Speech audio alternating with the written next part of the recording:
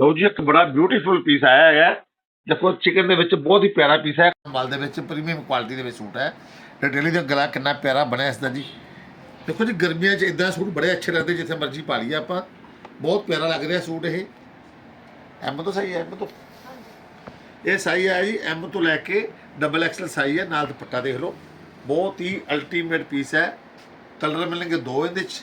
ਸਾਰਾ ਵਰਕ ਹੈ, ਲਖਨਵੀ ਵਰਕ ਸਾਰਾ ਕੀਤਾ ਜੀ। ਕੋਟਨ ਮਲ ਦਾ ਸੂਟ ਹੈ। 2 ਕਲਰ ਹੈ ਇਹਦੇ 'ਚ, ਦੋਨੋਂ ਕਲਰ ਹੀ ਬਹੁਤ ਹੀ ਪਿਆਰੇ ਕਲਰ ਹੈ ਜੀ। ਇਹ M to double XL size ਹੈ। ਪ੍ਰਾਈਸ ਮਿਲਣਾ ਤੁਹਾਨੂੰ 2500 ਜੀ। ਪ੍ਰਾਈਸ ਮਿਲਣਾ 2500। ਲੇਕਿਨ ਚੀਜ਼ ਹੈ ਜੀ ਇਹ ਨਹੀਂ ਆਪਾਂ ਕਹਾਂਗੇ ਪੈਸੇ ਲਾ ਕੇ ਚੀਜ਼ ਨਹੀਂ ਮਿਲੇਗੀ। ਪੈਸੇ ਲਾ ਕੇ ਚੀਜ਼ ਮਿਲ ਗਈ ਹੈ। ਦੋਨੋਂ ਕਲਰ ਹੀ ਬਹੁਤ ਅੱਛੇ ਹੈ, ਦੇਖ ਸਕਦੇ ਹੋ ਤੁਸੀਂ। ਨਾਲ ਦੁਪੱਟੇ ਹੈ, ਬਹੁਤ ਪਿਆਰਾ ਪੀਸ ਹੈ। ਸਟਾਕ ਬੜਾ ਲਿਮਟਿਡ ਹੈ ਜੀ। ਜਿਸ ਦਾ ਵੀ ਮੈਸੇਜ ਆਏਗਾ ਨਿਕਾਲ ਦਾਂਗੇ। ਇਹ ਤੁਸੀਂ ਔਨਲਾਈਨ ਵੀ ਮੰਗਵਾ ਸਕਦੇ ਹੋ ਔਰ ਸ਼ੌਪ 'ਤੇ ਆ ਕੇ ਵੀ ਲੈ ਸਕਦੇ ਹੋ। ਇਸ ਤਰ੍ਹਾਂ ਦੀ ਵੀਡੀਓ ਦੇਖਣ ਵਾਸਤੇ ਸਾਡੇ ਪੇਜ ਨੂੰ ਫੋਲੋ ਕਰੋ। Thank you so much.